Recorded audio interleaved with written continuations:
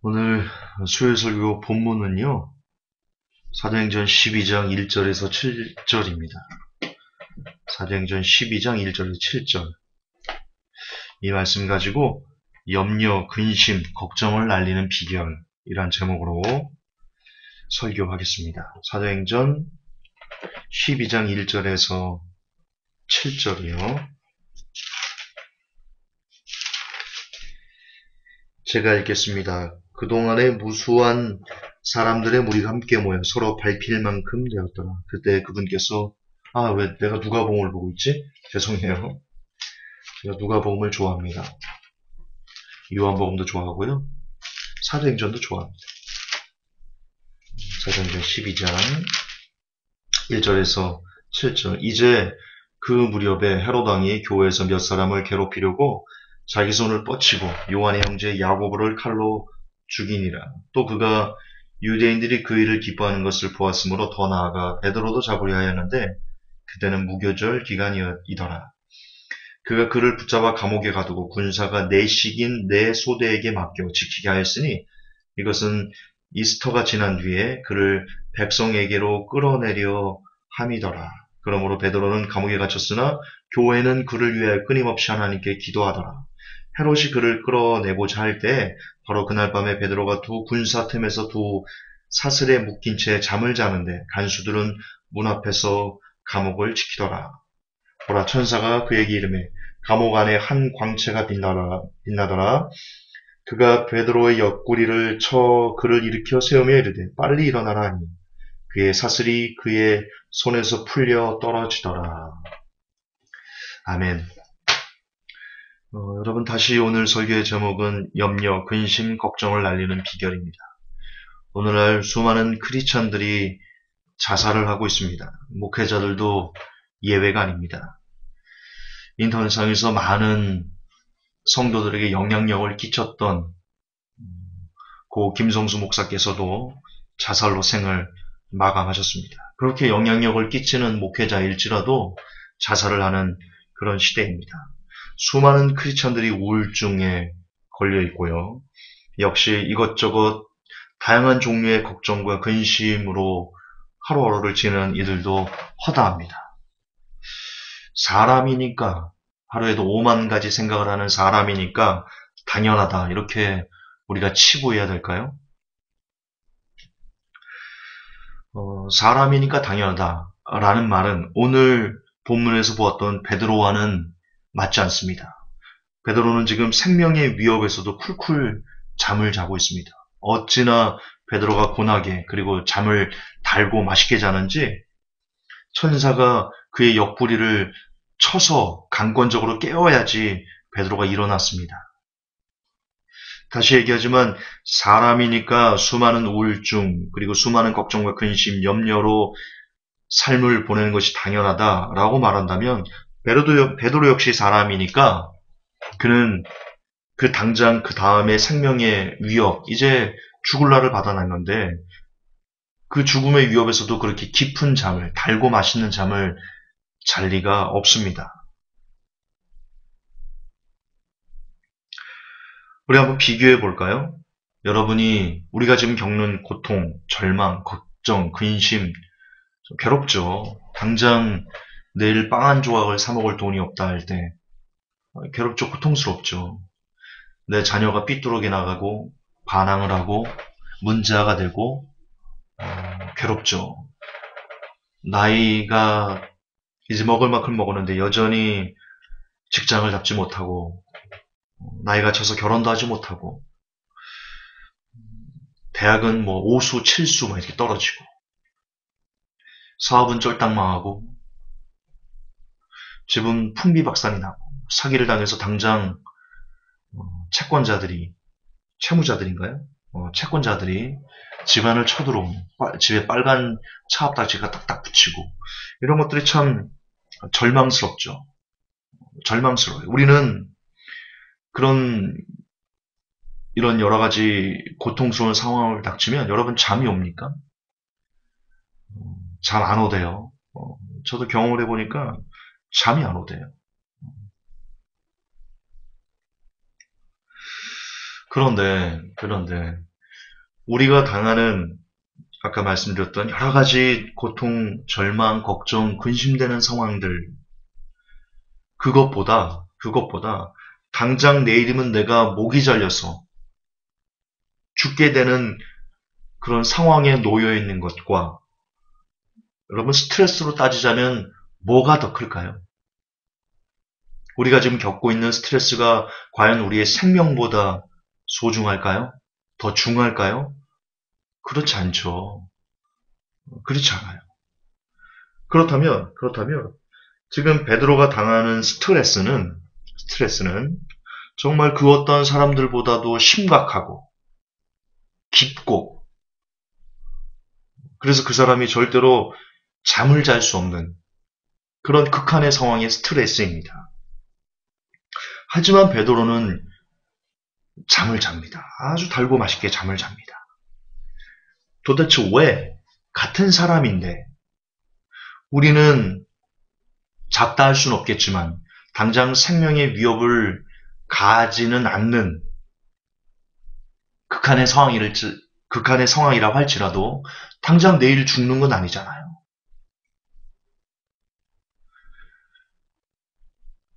그럼에도 불구하고 우리는 오늘 잠을 못 잡니다.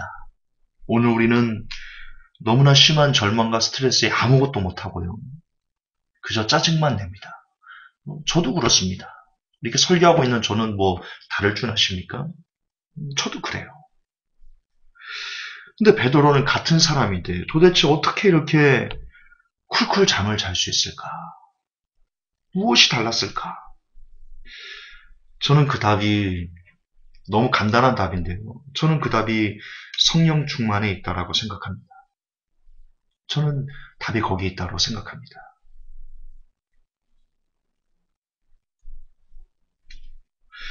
그리고 사실 저는 이 성령 충만했던 적이 있습니다.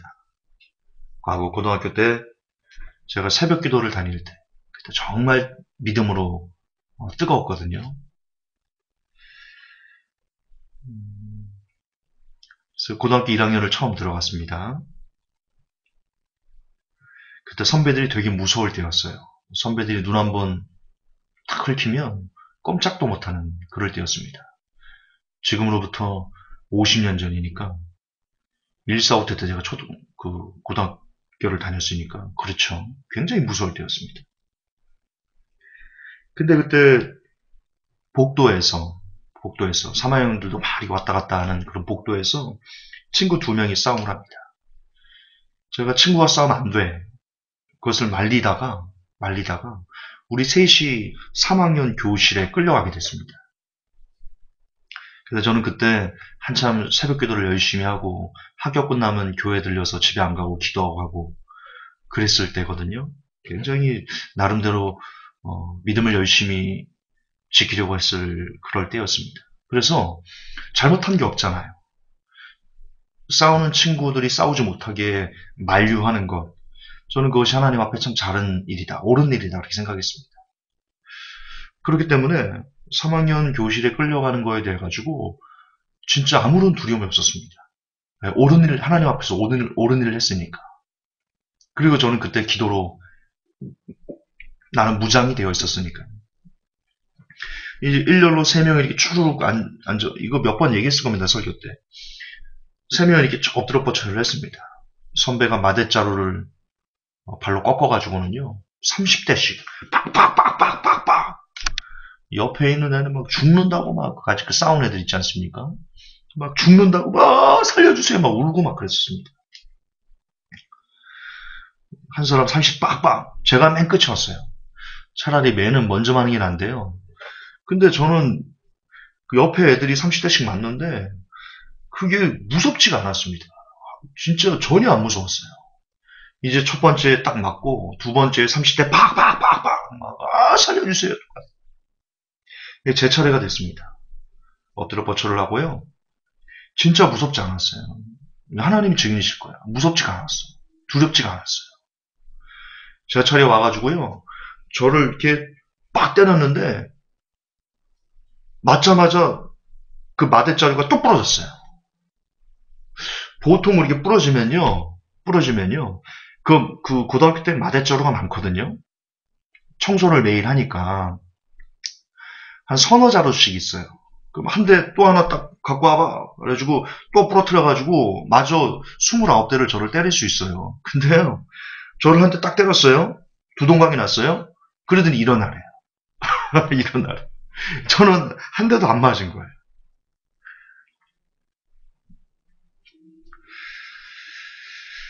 아, 그때의 경험. 아, 그때 참 열심히 새벽기도 다니고 학교 끝나고 가서 기도하고 그렇게 기도 안에서 삶을 몸부림칠 때 그 고등학교 3학년한테 매 맞으러 가는 그 계단이 공포스럽지 않았다. 저는 베드로도 그랬을 것 같아요. 여러분, 베드로가 두려워하지 않았던, 근심하지 않았던, 그리고 쿨쿨 잘 수 있었던 그 비결은 사도행전 3장 1절에 있습니다. 사도행전 3장 1절에 이런 구절이 나옵니다. 제9시 기도 시간에 베드로와 요한이 성전에 올라갈세. 아멘. 베드로는요, 자기의 삶 가운데, 하루의 삶 가운데 정해진 기도 시간이 있었습니다. 그리고 그 정해진 기도 시간에 비가 오나 눈이 오나 바람이 부나 잃어버린 30년이 아니고요. 그 정해진 기도 시간이 끊임없이 기도를 했던 사람입니다. 이것뿐만 아닙니다. 사도행전 10장 9절을 보면 이튿날 저희가 행하여 성에 가까이 갔을 그때 베드로가 기도하려고 지붕에 올라가니 시간은 제6시더라. 베드로는 정해진 기도 시간이 9시입니다. 그런데 6시에 기도를 또 합니다. 성경에 보면 무시로 시간을 정해서 기도하고 무시로 수시로 성령 안에서 기도하라 이런 구절이 나오지 않습니까? 베드로는요, 하루의 삶 가운데 틈만 나면, 시간만 나면 기도의 자리로 가서 하나님과 소통했던 그런 사람입니다. 틈만 나면 기도했던 사람임을 확인할 수 있어요.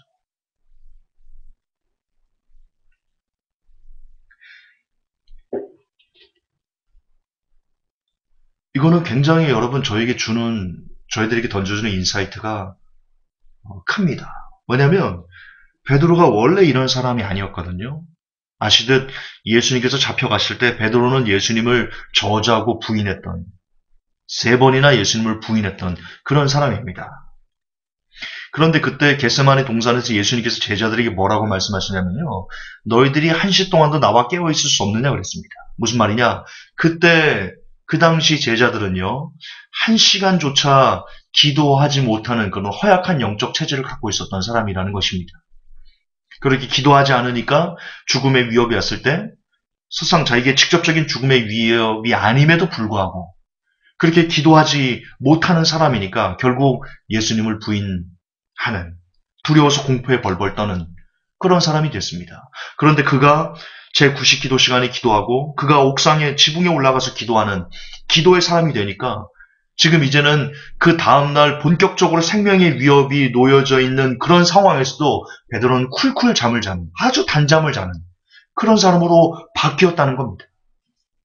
따라서 결국 우리는 어떤 결론을 도출할 수 있어요? 우리의 삶 가운데 우리가 염려하고 우리가 근심하고 걱정 때문에 잠을 못 자고 극심한 스트레스 가운데 우울증이 걸리고 이런 여러 가지 일들이 결국엔 물론 여러 가지 이유들을 대겠죠. 뭐 남편 때문이야, 뭐 아내 때문이야, 어머니 때문이야, 자녀 때문이야, 뭐 친구 때문이야, 상사 때문이야, 뭐 교회 목사님 때문이야, 교회 뭐 이집사 때문이야, 김권사 때문이야, 뭐 박장로 때문이야.